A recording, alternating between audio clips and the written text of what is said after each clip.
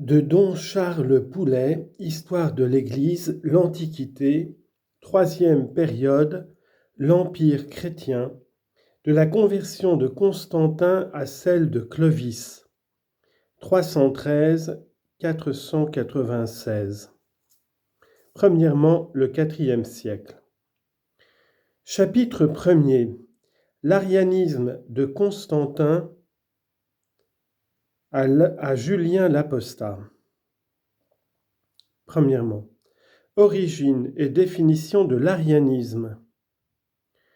Au cours des luttes trinitaires et christologiques, il faudra souligner l'importance d'un antagonisme d'école. Antioche s'opposant à Alexandrie, celle-ci métaphysicienne, allégorisante et mystique, celle-là attachée aux données positives au sens littéral de l'écriture. Le prêtre Lucien dirigea l'école exégétique d'Antioche dans le dernier quart du IIIe siècle. Hébraïsant, il visa comme Origène à établir la meilleure version de l'écriture. Cet attachement à la Bible semble bien l'avoir conduit, comme Origène encore, à un monothéisme très rigoureux. Les renseignements sur sa doctrine restent d'ailleurs assez vagues. La formule qu'on peut lui attribuer avec le plus de probabilité, et qui sera reprise en 341 par le concile arianisant d'Antioche, comporte une série d'épithètes bibliques appliquées au Seigneur sans aucune précision.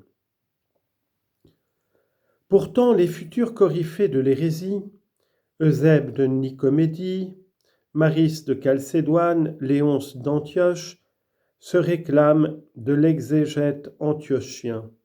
Ils s'affirment colucianistes, d'autant plus fiers de ce titre que leur maître était mort martyr en 312. Entre tous se distingue Arius, chargé par l'évêque Alexandre de l'église dite Bocalis, l'une des principales d'Alexandrie. Il avait l'aspect grave et austère, l'esprit ambitieux et dominateur. En plus, habilement sournois, un vrai serpent, dira Épiphane. Son système s'appuie sur un principe inflexible, Dieu unique, inengendré et éternel, reste incommunicable.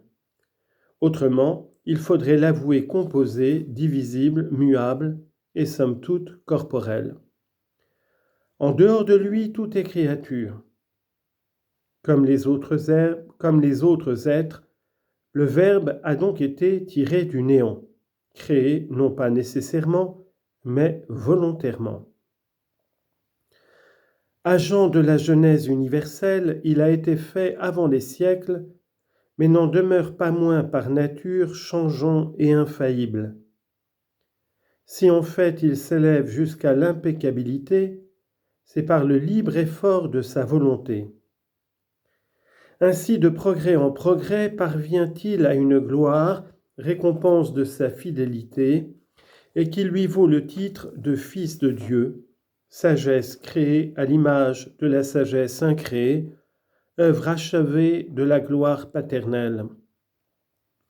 Cette divinité toute d'emprunt est une marque singulière de la prédilection du Père, mais rien de plus.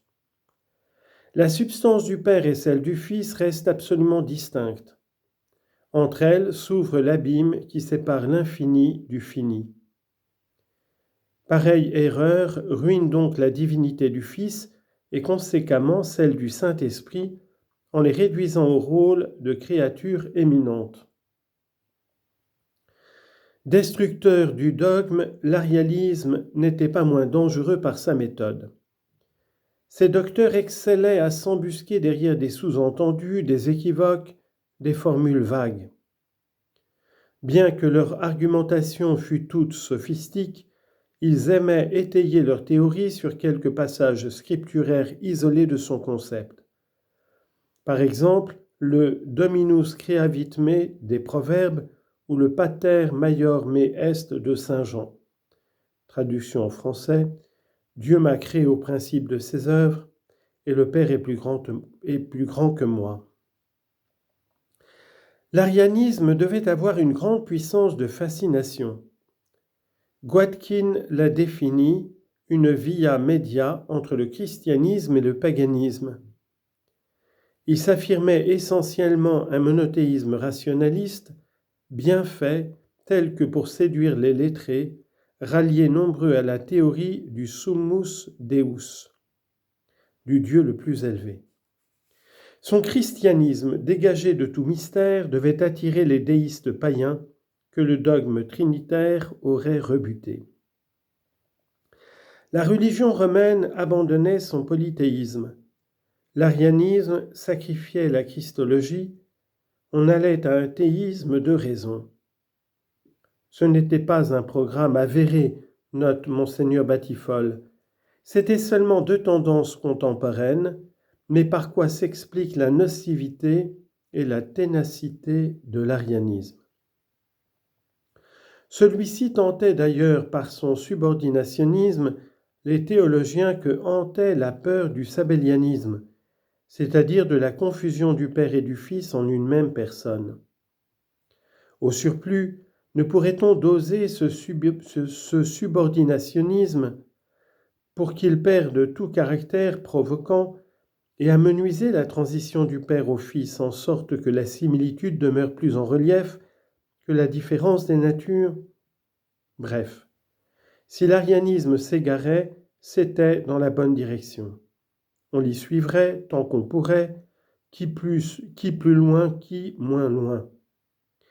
Les événements montreront ces tendances exprimées en des formules ondoyantes et diverses qui recouvriront tantôt l'orthodoxie véritable, comme chez saint Cyril de Jérusalem, tantôt la quasi-orthodoxie comme chez Basile d'Ancyre, plus souvent une hétérodoxie larvée. Quoi qu'il en soit des palliatifs, l'arianisme, c'est en définitive la suppression du mystère trinitaire, la religion ramenée au culte du Dieu créateur. C'est le christianisme vidé de son contenu divin et cédant le pas à la sagesse grecque. C'est le philosophisme, c'est le déisme, mais un déisme sournois qui reconnaît dans le logos un être supérieur à tous les anges et à tous les hommes, si bien qu'il apparaît comme une manière de Dieu. Une telle erreur ruinait avant tout la divinité du Fils, et conséquemment celle du Saint-Esprit en les réduisant au rôle de créatures éminentes.